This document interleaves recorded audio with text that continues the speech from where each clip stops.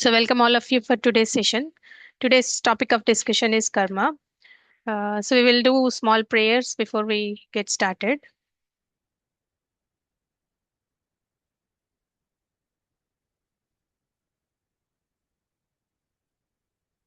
ॐ अज्ञानतिमिरान्धस्य ज्ञानाञ्जनशलाकया चक्षुरुन्मिलितं येन तस्मै श्रीगुरवे नमः।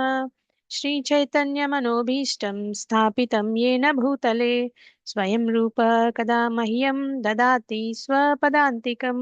वन्देऽहं श्रीगुरो श्रीयुतपदकमलं श्रीगुरून् वैष्णवांश्च श्रीरूपं साग्रजातां सहगण रघुनाथान्वितं तं सजीवं साद्वैतं सावधूतं परिजनसहितं कृष्णचैतन्यदेवं श्रीराधा कृष्णपादान् सहगणललिता श्रीविशाखान्वितांश्च हे कृष्ण करुणा सिन्धो दीनबन्धो जगत्पते गोपेश गोपिका कान्त राधा कान्त नमोऽस्तु ते तप्त काञ्चन गौराङ्गी राधे वृन्दावनेश्वरी वृषभानुसुते देवी प्रणमामि हरिप्रिये वाञ्छाकल्पतरुभ्यश्च कृपासिन्धुभ्यैव च पतितानां पावनेभ्यो वैष्णवेभ्यो नमो नमः। नमो विष्णुपादाय कृष्णप्रेष्ठाय भूतले श्रीमते भक्तिवेदान्त स्वामिनिति नामिने नमस्ते सारस्वते देवे गौरवाणी प्रचारिणे निर्विशेष शून्यवादी पाश्चात्यदेशतारिणे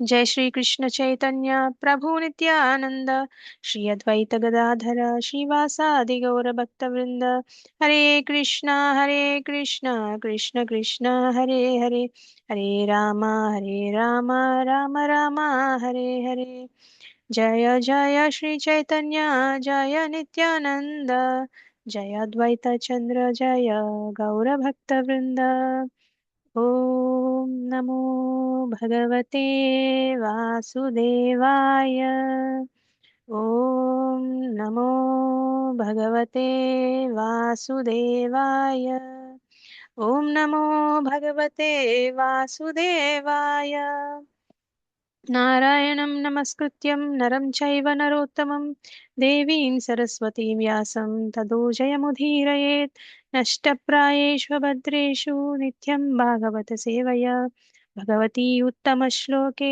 भक्तिर्भवति नैष्टिकी कृष्णाय वासुदेवाय देवकी नन्दनाय च नन्दगोपकुमाराय गोविन्दाय नमो नमः।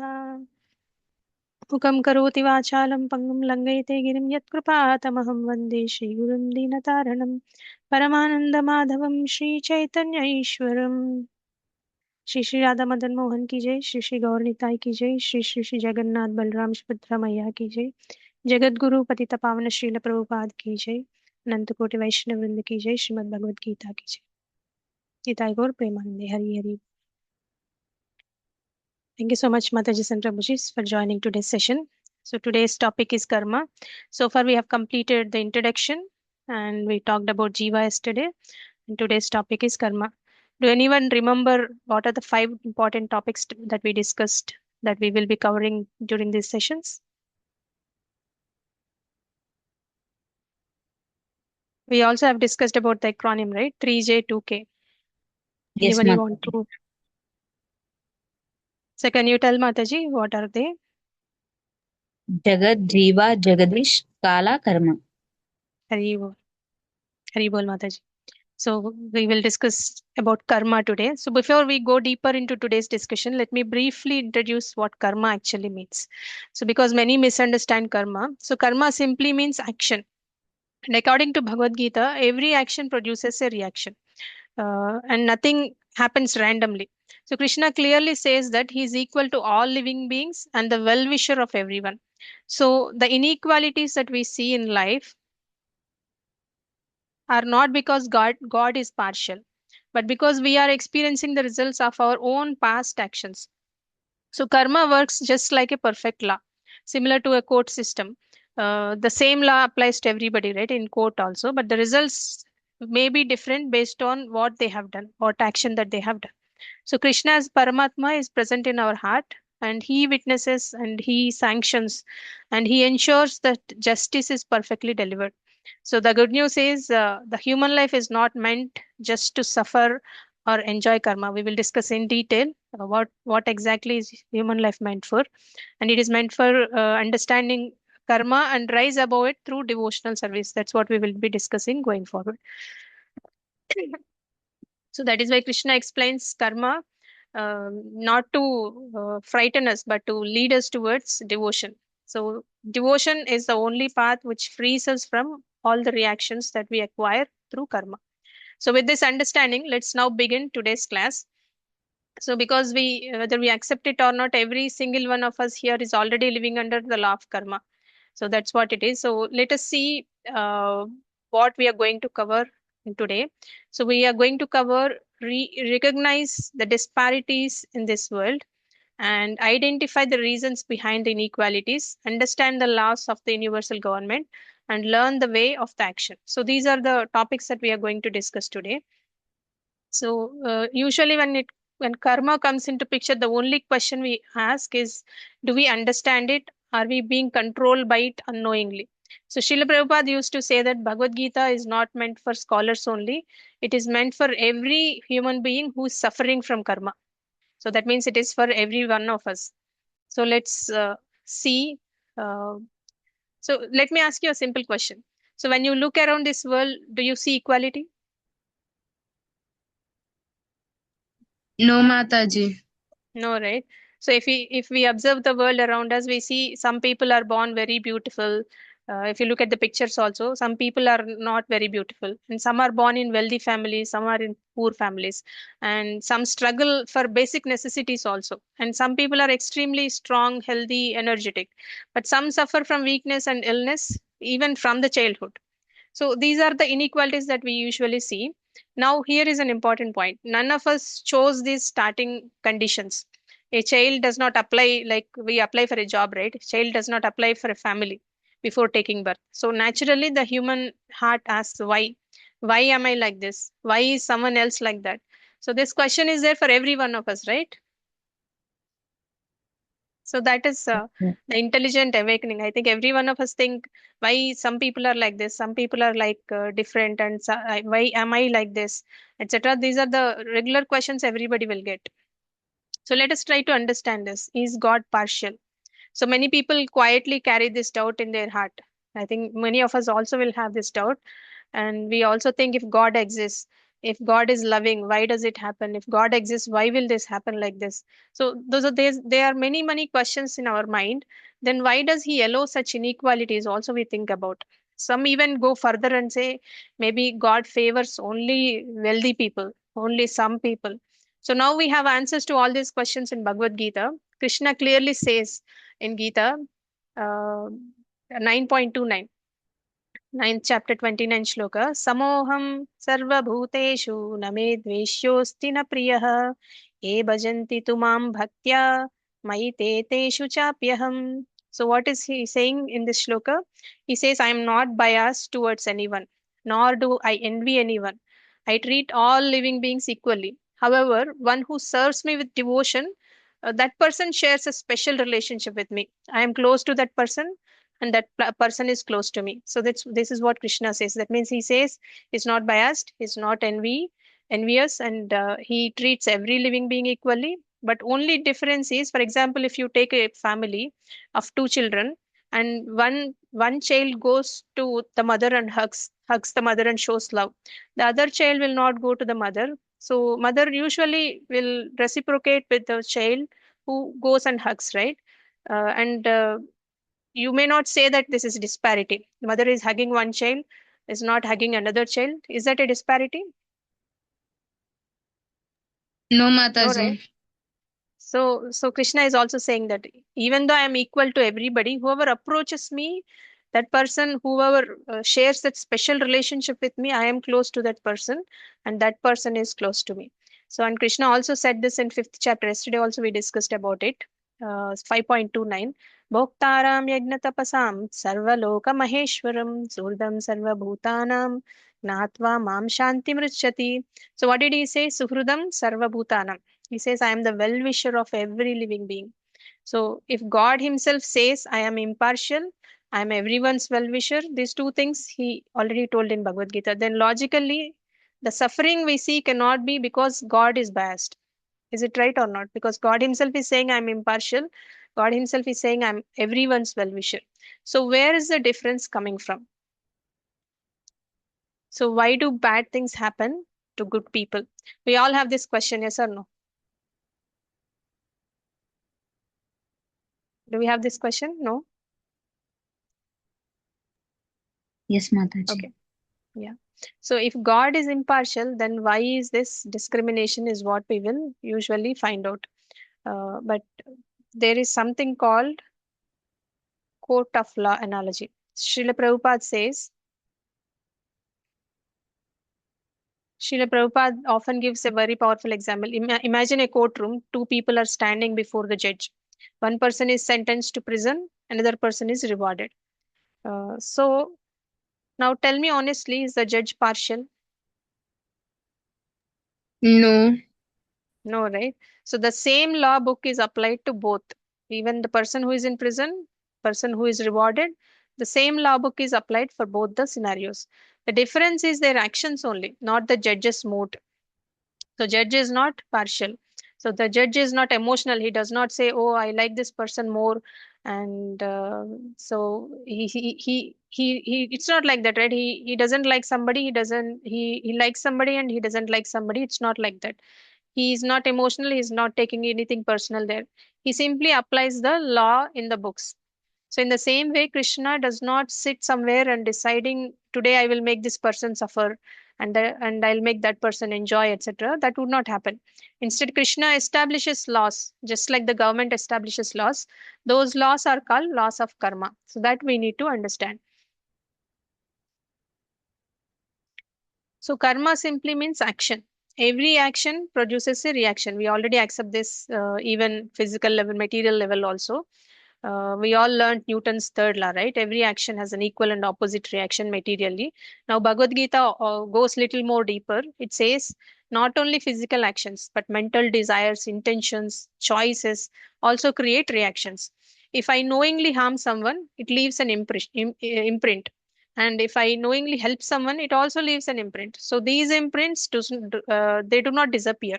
They follow the soul, life after life, not only in this life but also in the next life.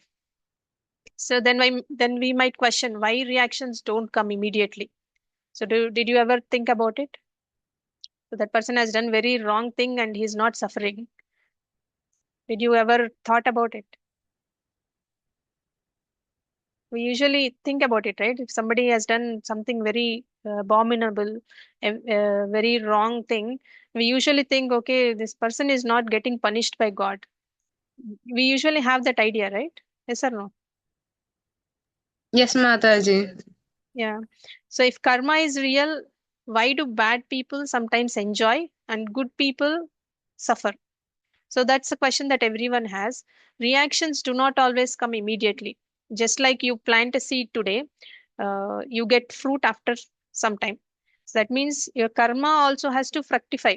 So, like the seed has to fructify and become a fruit, karma also sometimes have to fructify.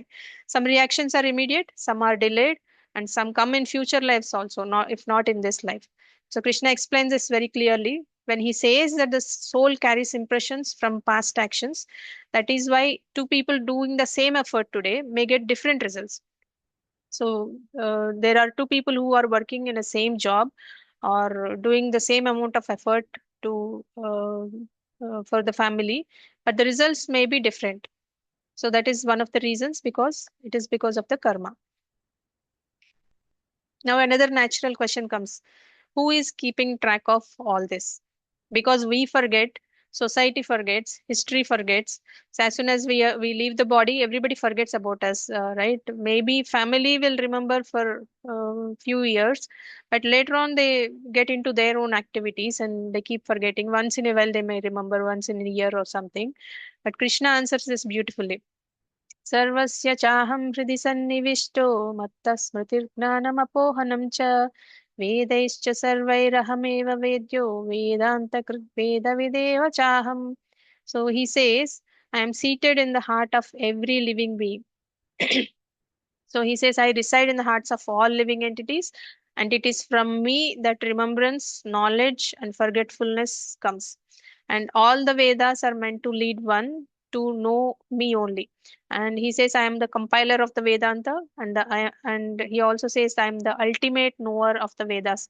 And everybody, if somebody reading all the four Vedas, the ultimate knowledge that he gets is to worship Krishna.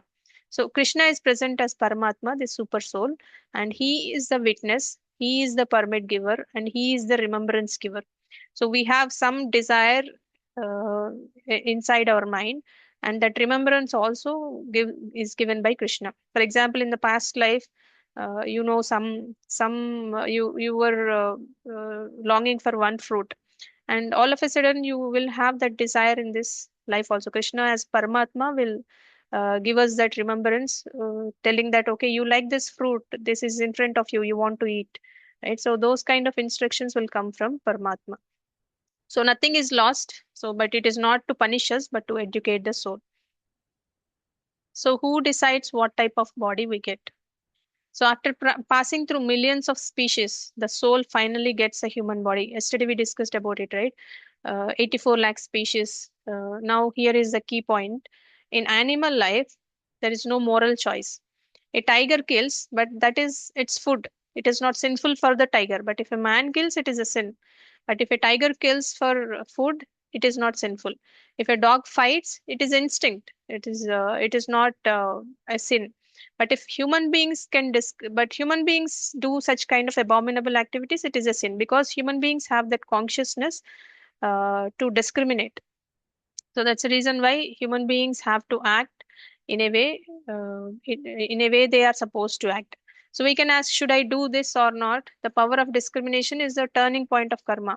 Usually, sometimes we always discriminate, right? Is it good thing or bad thing? So the discrimination power is not there in animals. It is only with human beings. That's why we have to discriminate and we have to do the right things, right karma. So now comes the most hopeful part. Bhagavad Gita reveals something extraordinary. So there is a type of action that does not create karma at all. So that action is devotional service. For example, if you do good karma, your good karma account increases. If you do bad karma, your bad karma account increases. So you should not have any balance in both the karmas, good or bad. Because when you have balance in good karma, you have to take birth again. When you take birth again, you will take birth in a rich, wealthy family because of your good karma. But there is no guarantee that you do good karma only that life, right? So you may also do bad karma. You may kill some ants. You may unknowingly do some bad karma, and you might be influenced by bad things, etc. So there is no guarantee that you will have a good karma only in the next life, even though you have account of good karma. So that's the reason why we should not have any balance in good karma or bad karma.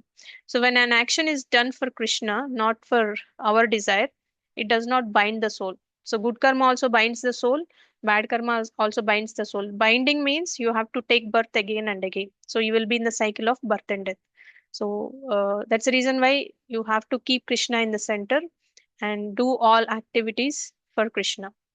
So that's why Krishna says, Sarvadharman parityaja mamekam sharanam vraja aham tvam sarva papebhyo mokshayishyami ma suchaha.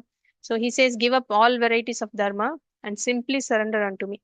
I will free you from all sinful reactions. Do not fear.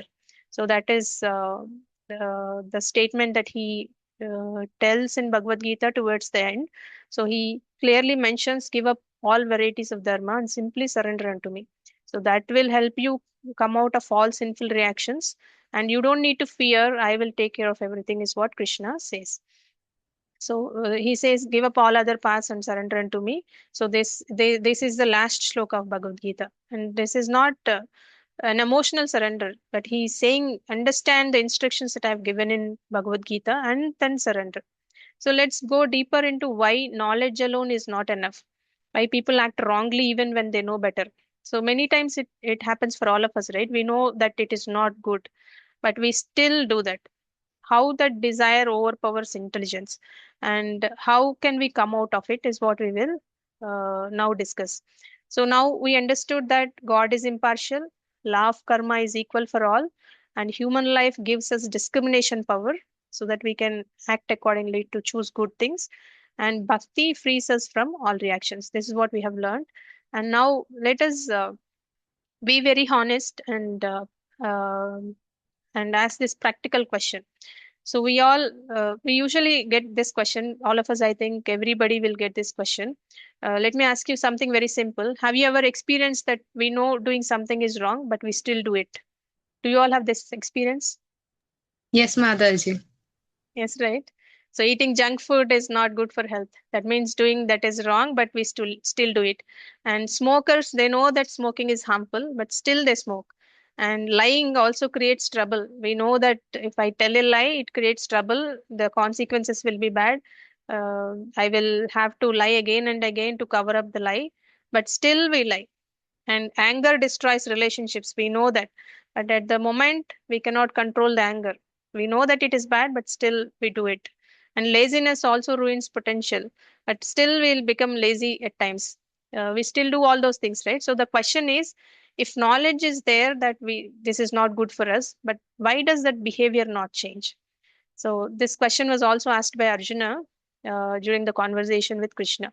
So don't think we are alone having that problem. Many will struggle with this, including Arjuna. He asked the question. So this is a universal human struggle. In the third chapter of Bhagavad Gita, Arjuna asks Krishna the same question. He says, "Oh Krishna, why is a person forced to commit sinful acts even unwillingly? He's not willing to do, but he's forced to commit, as if somebody is forcing that person to do that activity." So Krishna answers. So Arjuna asks two questions, right? Even though that person is not willing to do, but somebody is forcing. So those two keywords you remember. That means I know it's wrong. I don't want to do it, but I will still do it. So that's what Arjuna is asking. So this is not lack of intelligence. That is known as conditioning. So that is what we are all called as conditioned souls. So, but Krishna answers immediately, and he tells us very clearly. So what does he say? Kamayesha krodesha rajoguna samudbhavaha. He says it is lust only, Arjuna, born out of mode of passion and later transformed into anger. So that's what he says. So he says lust means desire here. So desire is the enemy. So we have that uncontrolled desire that becomes our enemy. And that desire does not act alone. It is powered by the three modes. If you have heard about Sattva, Rajo, Tamoguna, those are the three modes. We will discuss those three modes. Krishna then explains something very subtle. He says that lust covers knowledge in three ways, like smoke covering fire. So we will not be seeing the smoke, fire, right?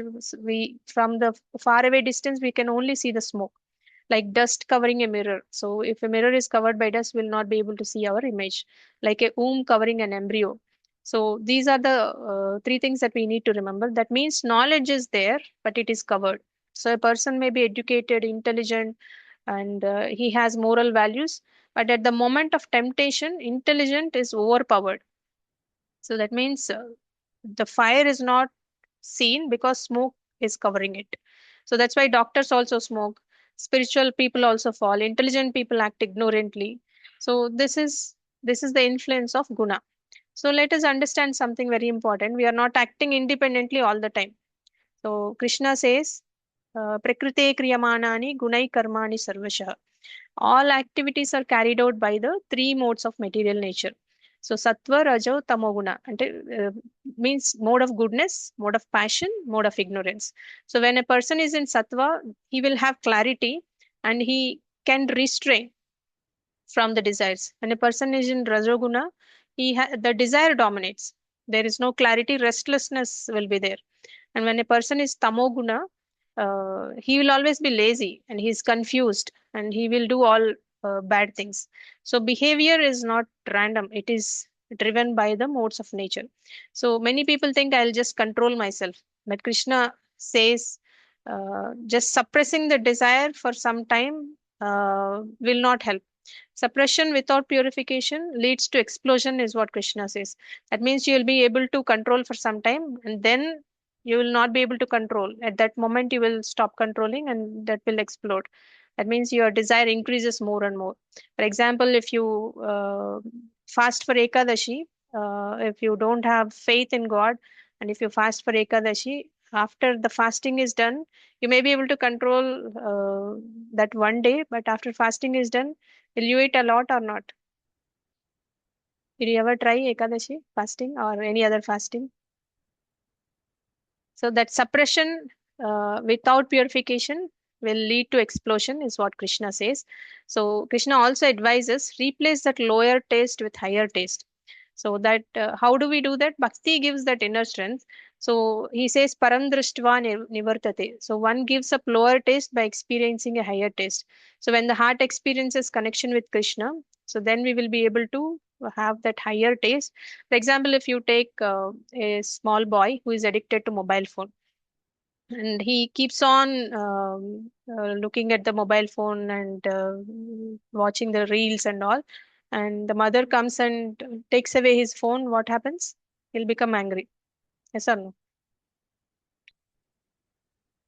Yes, Yes, Mataji. he will become angry. So if mother says, okay, if mother channelizes his energy into some outdoor games like cricket, volleyball, football, or basketball, etc., so he will be engaged with some activity, and with that his energy is channelized, and with that is he doesn't have time to look into the mobile, and he gains physical strength, and he gains knowledge about the game, and he enjoys, and he also learns some certain skills of leadership, etc. So that means mother knows that this person is wasting his time by looking at the mobile, so she has given him a higher taste, so that the lower taste is gone. Otherwise, if she just snatches away the phone and she wants him to keep quiet, it will be difficult, right?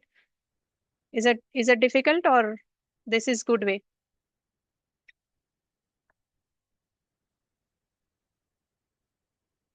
Good way, Okay, so Mataji. yeah, good way. So when the heart experiences connection with Krishna, so the destructive desires lose their power, and intelligence regains the control. So that is why bhakti is practical psychology. It is not just a sentiment, it is practical psychology. So why karma keeps repeating? So when we act under desire, we create karma, and karma creates future situations, and those situations trigger more desire. So this is a loop, right? So we should come out of that loop. So we do good karma or bad karma. So we'll be in the that cycle loop, and that's why we create karma. We do some action. That action creates some reaction that you have to undergo in future situations, and those situations trigger more desire, and you do more action. So that means you will be in that loop again and again. So Bhagavad Gita is not just explaining the loop, it is also showing you how to come out of that loop. The fourth chapter, Krishna tells Arjuna um, that to understand this action is very difficult. The karma is very difficult because there are three categories of karma action. So what are they? Karma, vikarma, and akarma. That's why sincere people still feel bound. So karma. So let us try to understand what karma means. Karma means actions according to moral and scriptural principles. So that means they act according to the moral principles, according to the scriptural study. They will do whatever is prescribed in the scriptures, whatever is the moral values that are learned, that are there in the scriptures. And they do pious activities, and they do only socially approved good deeds. They do not do any bad things. That is karma. Examples are charity, honesty, helping others, and performing religious rituals, and doing hard work with good intention. Even if they go to office, they go to work, they go to school, they do all hard work with good intentions. And these actions produce good reactions. That is karma. What is the result? They will have better health, they will have better wealth, and they take good birth even in the next life, and they gain respect from others in the society, and they also gain eligible they will become eligible to go into higher planetary systems for enjoyment if the good karma increases. So that is all sounding great, right? But here is the catch. Even good karma binds. That's what we discussed, right? Because it keeps us inside the cycle of birth and death. You may go up to the heavenly planets, but once your karma account decreases, that means your with your karma, you'll go and stay for 50 years, 100 years, 1,000 years, but you again have to come back after your karma account is decreased. So you may go up, but you still come back and you will be in the repeated birth and death cycle, even though you do good karma. So Srila Prabhupada explains karma is like a golden chain, and there is something called vikarma, who does abominable activities against the scriptural injunctions, all bad things. So they will have iron chain, karma has golden chain. That's what Prabhupada explains. Both will be bound in the birth and death life cycle, but the karma folks, they will have a golden chain. Vikarma folks, they will have a iron chain. Sometimes people say, I have done so many good deeds. Why am I still suffering? So this is a common thing that we keep hearing, right? Because karma gives temporary results. So good karma may give good birth, may give comfort, may give intelligence, may give may give a place in wealthy people, wealthy society, but it does not erase previous reactions completely. It only reshuffles them. So karma is not liberation; it is better bondage. That means you will be here, but you will have wealthy family, where everything, every comforts, everything, and good association, etc. But it is still, it doesn't erase all previous actions completely. So let us try to understand what is vikarma. Vikarma means forbidden actions, uh, actions against scriptural injunctions, sinful activities, actions driven by uncontrolled desire.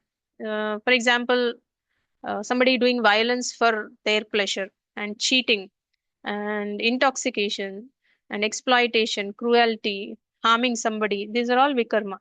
So, what is the result of doing vikarma? They will suffer and they degrade themselves and they will go to lower consciousness and they will have repeated misery. So the reactions are very painful. So when you do karma, good activities, the reactions may be temporarily joyful, but if you do vikarma, you will have to suffer and you will have to take birth in lower planetary systems, patala lokas, and there will be repeated misery. So they are the reactions are painful for people who do vikarma. So we need to understand karma binds pleasantly, vikarma binds painfully. That's why Prabhupada said karma binds with a golden chain, vikarma binds with the iron chain. So, but both will bind us in the repeated birth and death life cycle. So, what is akarma? So, we talked about karma, vikarma, and we need to talk about akarma now. So, akarma is action without reaction. So there is some word called akarma. If you do that, you will not be bound by any good activity or bad activity. So what is that all about? So akarma means action that produces no karmic reaction. There will not be any reaction for that action. So but it sounds impossible, right? If you think material perspective, any action should have equal and opposite reaction. But in Bhagavad Gita, Krishna says, if you do akarma, uh, then you will not have any karmic reaction. How can action produce no reaction? Krishna explains, when an action is done for Krishna's pleasure and not for our own desire, our own personal enjoyment, it does not bind the soul. So that is known as bhakti yoga. So for example, if you are cooking for yourself, so for survival we have to take food, right? So for example, if we are cooking for ourselves and we are eating sin. But if you're cooking for Krishna and offering to Krishna and you eat it as a prasadam, then karma will be erased. That's what it means. So everything that you do, you keep Krishna in the center and you do all the activities, then you will not be gaining any reaction for all the actions that you do. So because when you go purchase vegetables, grains, and gas, everything, utensils, and you prepare food, so there will be lot of good things happen, lot of bad things happen also, right? There may be lot of sin in between. So all that sin will be divided for everybody who is eating. So right from the agriculture to the end product, there will be lot of jivas will die in between, and there will be lot of people who will do brokerage for maybe good brokerage. There may be sinful people in between handling these kind of activities. But by the time the food comes to you, there may be lot of sin that happens. So when you eat without offering to Krishna, you will eat sin. That's what Krishna says. But when you offer it to Krishna, then it means you are doing a karma. So you will not be getting any reaction to the action that you have performed. So anything that you do in your life, if you keep Krishna in the center, that means you are doing a karma. You will not be binding, you will not be bound here in material life cycle of death and birth. So you will be uh, going back home, back to Godhead. That's what Krishna says. So that means bhakti neutralizes karma. So let us understand this carefully. So suppose if you work for money, it becomes karma. But if you are greedy, you will end up doing sinful activities, that is vikarma. And if you do it for Krishna, then that is akarma. So the external action may look the same, but the consciousness is different. So Krishna says in ninth chapter, 27th shloka, Yat karoshi yad nashnasi, yad juhoshi dadasi yad, yat tapashyasi kaunteya, tat kurushva madarpanam. So whatever you do, do it as an offering to me. That's what Krishna says in this shloka. So that action burns karma.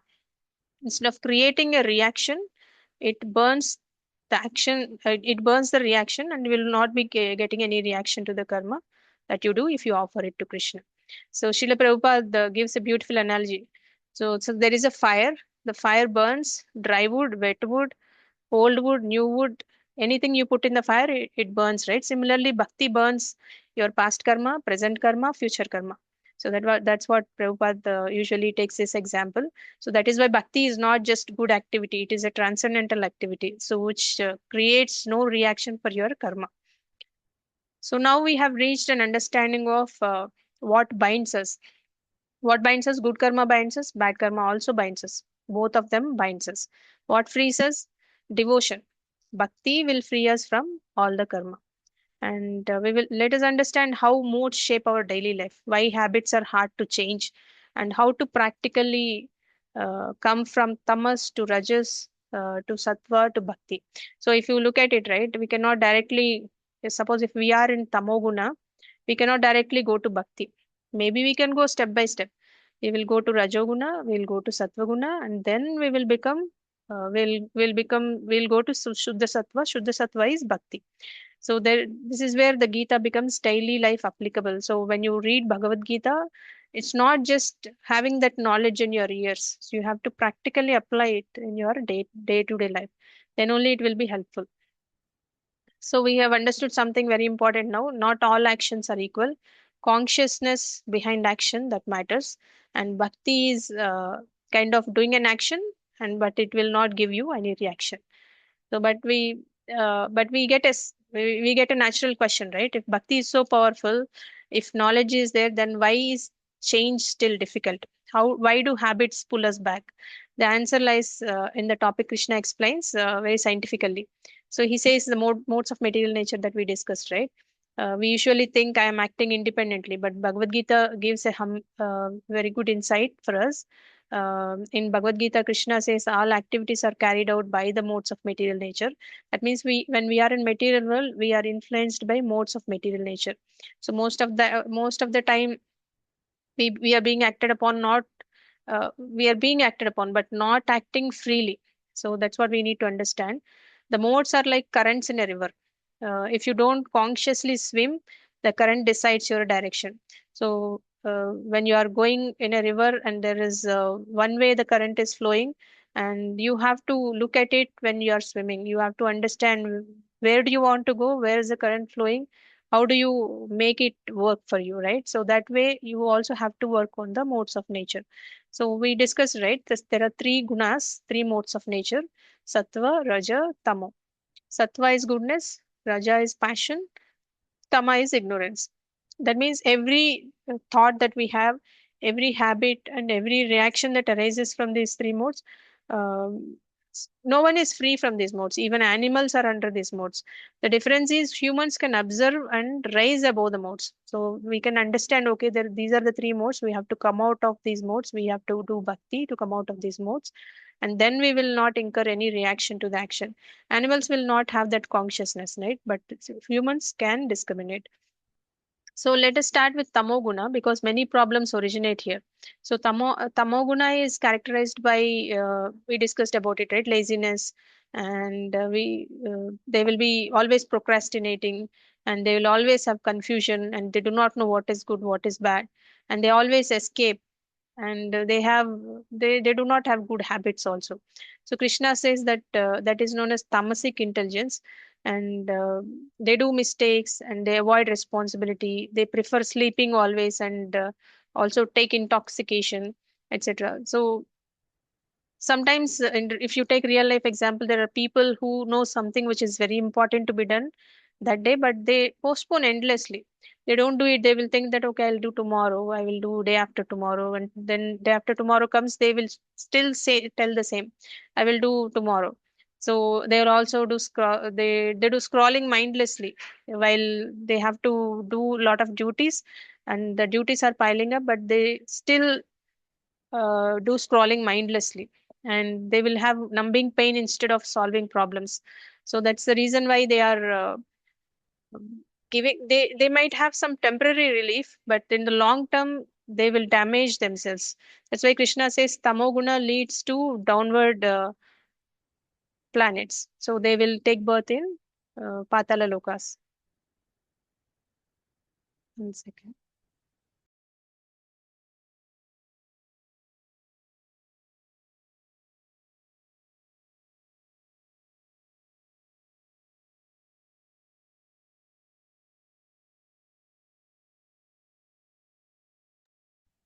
Sorry, the camera is not in the right position. So, tamoguna is very addictive. Why? Because it removes discomfort without effort. So, but tamoguna never solves the problem. It only delays it. And delayed problems come back heavier, right? Every time it comes back again and again. That's why people say, I don't know why my life feels stuck. The answer is not punishment. They have to understand that I am in tamoguna, I have to raise up to rajoguna. So rajoguna is, it looks more productive, but they always will be restless. What are their characteristics? They are always ambition. They have some ambition. They always constantly have lot of desires, and they feel a lot of competition, and they are always in anxiety. And even after they get success, they will be dissatisfied, so they work very, very hard. Over endeavoring is the habit of Rajoguna folks. And they will say, once I achieve this, I will be happy. But after achievement, the mind says just one more thing. And they will keep their goals high and high and high. Even after achieving that, they will have another goal, another higher goal. And even after achieving that, they will have another next level goal. So they will not sit quiet, they will not be still. They always have higher ambitions. They want to earn more money, and they want to have work very hard, and they don't have time for bhakti. So Rajoguna also binds through attachment to results. They're always attached to results. And if they get the results, they will be happy for temporary time, and again they will have another desire that they want to fulfill. But if they do not get the results, they will be very sad. So they have very good attachment to the results. Krishna explains that Rajoguna creates karma rapidly. So because they keep endeavoring, right? So they keep doing karma after the karma, karma after the karma. So the binding will be there for Rajoguna. So many successful people also suffer mentally. If you know many celebrities also, they suffer mentally, not because they fail, but because they cannot stop that desire. They cannot stop wanting. They will not have a contentment at any point in time. They keep having higher desires, higher goals, etc. So that's why that is also not a good guna to be in. They have to raise up to sattva guna. And Rajoguna exhausts the soul. Rajoguna gives movement but no peace. It pushes the soul. It pushes the soul to have more desires. That's why people in Rajoguna work very hard, but still they feel empty. They feel restless and they feel pressurized. They kind of wanting to do more, and they are not happy even after they achieve it. So Rajoguna is not liberating; it binds because they do over endeavoring. But mode of goodness brings clarity. And if you look at people who are in mode of goodness, they're very disciplined. They will have balanced life. They don't over endeavor. They also work, but they don't over endeavor. They will have that contentment. When they earn something, they feel like, okay, it is enough for me. And they don't aim for higher things and higher goals and over endeavoring, etc. They have knowledge, scriptural knowledge, and they also have satisfaction. So they have clarity, discipline, balance, knowledge, and satisfaction. So in Sattva-guna people, the habits are like they wake up early and they eat moderately. They don't eat heavily, and they don't overindulge on anything. And their thought process is also very clear. And they kind of think twice before they act. If you hear this, we keep hearing this, right? So they reflect before acting. So Krishna says Sattva-guna binds through happiness and knowledge. Even though they are in Sattva Guna, they will also be bound with happiness and knowledge. They're always happy, and they're happy with the knowledge that they have. So because Sattva still says, I am good, I am wise, they feel like that, right? So that is also a bondage. So that's a subtle point, right? It prepares the soul. So you are close to Shuddha Sattva Bhakti, but you are not there. For example, if you look at some of the folks, they do a lot of charity, but they don't do bhakti. So that charity is good, but they feel that contentment, satisfaction by doing that charity. Or they go and help in old age homes, they go and help in orphanages, and they do a lot of charitable activities, and they're very happy and satisfied with what they do. But Krishna says doing that is fine, but you also should think about coming to a karma stage. So it prepares the soul. It's easier for Sattvaguna folks to do bhakti because they are close to Shuddha Sattva, right? So it's easier for them to come. If you compare with people who are in ignorant Tamoguna, if they have to come to Shuddha Sattva, it takes long time for them. But because the people in Sattva Guna is already disciplined, is already balanced, they have happiness, contentment, and knowledge, it's easier for them to go into Shuddha Sattva, Bhakti path. So, but they also the Sattva Guna folks are also bound because they are always satisfied. They are always satisfied with the knowledge. They are always satisfied with giving charity, and they're happy with it. They do karma, but there is no Krishna in the center. So that ego keeps the soul within this material nature. They feel like I am wise. They feel that I am doing all good activities. They feel that I am helping others, etc. Right? So that that nature will keep them into the material nature again and again, the repeated cycle of death and birth and death.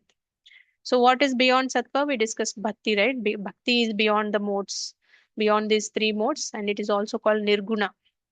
So triguna is sattva, raja, tamo, three modes of nature, and bhakti is nirguna. So nirguna means beyond these three modes, and it is also called as shuddha sattva. So one who engages in devotional service transcends these three modes, is what Krishna said in 14th chapter 26th shloka. So bhakti does not mean rejecting sattva. It means using sattva in Krishna's service. So it's only that consciousness difference. So a devotee may be disciplined, active, thoughtful, but the center is Krishna. Center is not ego. I am doing this activity. I have given this charity, and I am helping others. Instead of that, I got an opportunity to serve Krishna. So I am doing this to offer it to Krishna.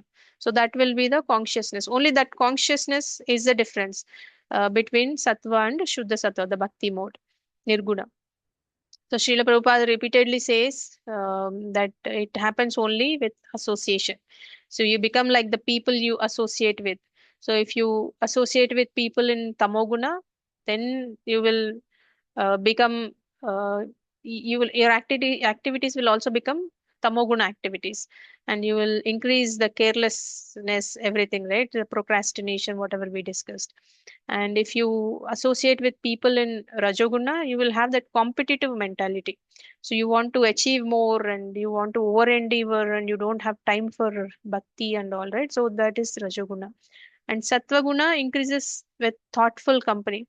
So sattva increases your desire to understand what is beyond matter.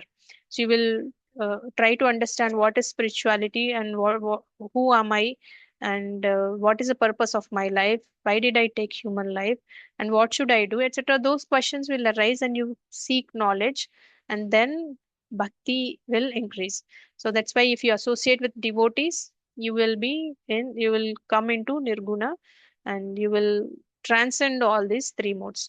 So association, it works silently. It will not directly. So one day if you go, it will not happen overnight, right? So you have to keep associating with the right people. That is very, very much important. So associating with sadhus, associating with devotees will help us retune our consciousness. Retune our consciousness will help us coming out of the three modes. So now we need to ask ourselves, what mode dominates my mornings? What mode dominates my evenings? And what content do I consume? And who influences my thinking, my thought process, etc. So these questions we should ask for our own awareness, and this awareness is the first step in bhakti also. So now we clearly understand why habits are strong, and why willpower alone fails, and why association matters, and why bhakti transcends all these three modes. So, how do we live this knowledge now that we understood little bit of knowledge about Bhagavad Gita? So, how do we live it? How do we apply it in our lives? How do we act in this world? So, I mean, we should not be running away. We should not be bound by activities without hypocrisy. And Krishna tells this final instruction. So, what he says, we have now traveled a long distance together, not just through philosophy, but through life itself. So we need to begin asking, why is life unequal? We should understand the law of karma. Then we understood karma explains inequality, and desire is the culprit. It forces action, and three modes condition our behavior. So good deeds also still bind us. If you are in Sattvaguna, it also binds us. Only bhakti is a path that frees the soul, is what we have learned. But now we were thinking of how do we live this knowledge. So this living application of this knowledge is to hear about Bhagavad Gita, to go deep dive, and to surrender to Krishna, and think that. So maybe we can get a question: does surrender mean giving up responsibility? It is not giving up responsibility. Surrendering means not doing any work at all. It is not doing that. It is only the consciousness that we talked about, right? You still cook, you still go to work, you still take care of your family, but you keep Krishna in the center. That is the only difference that we do. So Krishna never told Arjuna to abandon his duty. So in the middle of the war, he did not ask Arjuna to go away from the war, to go to forest and renounce everything, and you meditate. So he did not say that. So because Arjuna was a warrior, Krishna did not say go to forest. He said fight, but fight with consciousness, fight with understanding.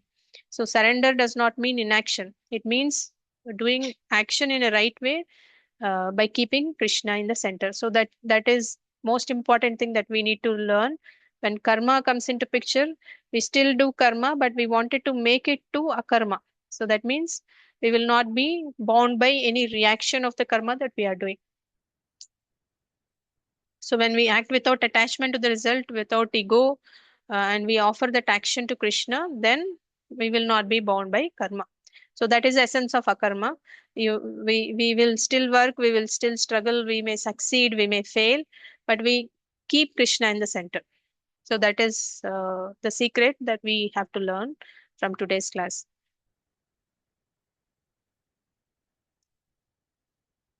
So any questions? How did you understand what karma and the philosophy, loss of karma, and we also talked about trigunas and how do we come out of it, and how do we make Krishna, put Krishna in the center for everything that we do. So let me know if you have any questions, comments.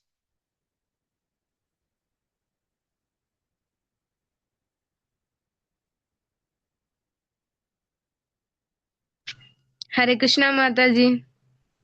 Hare Krishna Mataji. Mataji, I generally have one doubt. We sometimes get too much attached to someone and we get hurt when they leave. So, how to Hmm. not get attached to someone? So that attachment is also desire, right? So desire binds you. So if you keep Krishna in the center, it will not be a problem for you. So any suffering that comes out of desire. So if you don't have that desire to get attached, so you start chanting, you start doing activities for Krishna, then you will automatically. So these are all byproducts, right? It will not happen overnight. So anything that you think I'm doing it overly, then you have to approach Krishna. So you have to do your chanting, you have to read Bhagavad Gita regularly, then you will be able to come out of it easily. Okay, Mataji, thank you. Hari Bol Mataji. Nice question. Any other questions, comments? So, did you feel that this is more philosophy? Is it something that you felt like I did not understand it? Because we talked about many things today, right?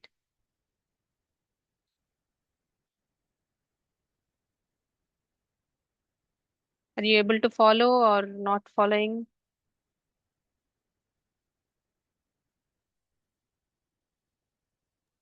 Hare Krishna Mataji. Hare Krishna Mataji. I feel like this is the most major problem that everyone faces. Like Mm-hmm. whoever is practicing bhakti and whoever is indulged in Krishna consciousness, I feel Mm-hmm. like this is the most, not a problem, but like how to remember him every time, like always while doing any activity, how to remember him all the time. So Krishna told in Bhagavad Gita, right? Rasoham apsu kaunteya prabhashmi shishuryayo. Krishna told many things in Bhagavad Gita. How to remember? So when he told, I am Himalayas, I am Meru among the mountains, I am Rudras among, I am Shiva among Rudras. So he explained many things, right? So how to remember when he said, when you are drinking water, he said, Rasoham apsu kaunteya, I'm the taste of water. So when you are very thirsty, and you usually drink a lot of times water in a day, right? When you are thirsty, so probably you can, when you quench that thirst by having water, then you will be satisfied. Then you should think of Krishna. Krishna said this in Bhagavad Gita. He is the taste of water. Now I am experiencing that taste. So that way you will remember Krishna. And you see sun, he said, I am the source of sun and moon. So when you see sun and moon every day, you remember Krishna. Krishna mentioned it in Bhagavad Gita.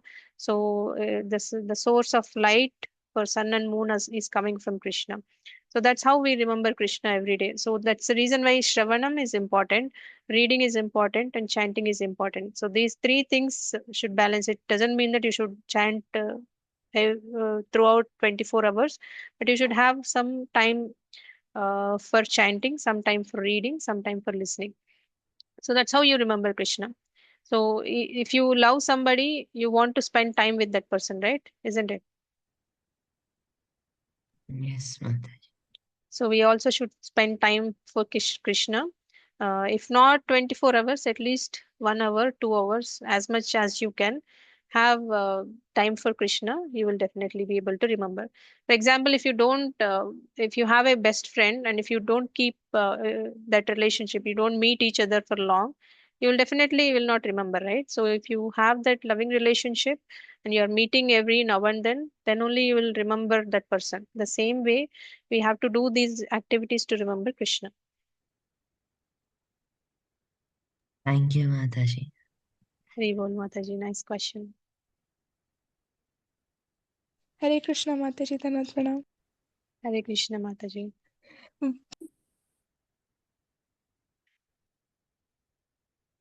You have a question, Mataji?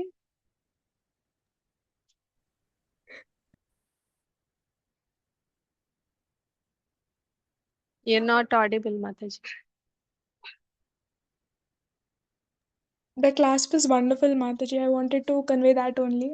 All the Oh, examples were connecting, and we loved the class, Mataji. Thank you so much. Hari Bol Mataji. Thank you. Okay. There are no questions. We will end the session now. Ancha kalputarubhyascha kripa sindhubhyavecha patitanam pavanebhyo vaishnavebhyo namo namaha.